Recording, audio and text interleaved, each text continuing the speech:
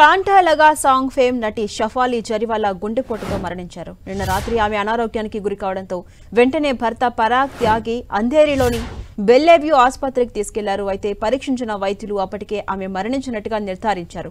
అనంతరం post mortem కోసం ఆమె మృతదేహాన్ని కూపర్ ఆసుపత్రికి తరలించినట్టు తెలుస్తోంది. అయితే షఫాలి కుటుంబ సభ్యులు ఈ విషయాన్ని ఇంకా ధృవీకరించలేదు.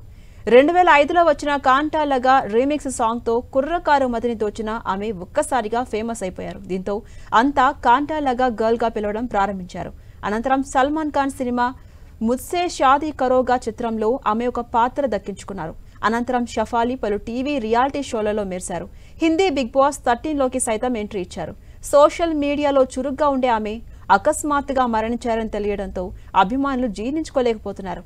2015లో షఫాలీకి వివాహం జరిగింది.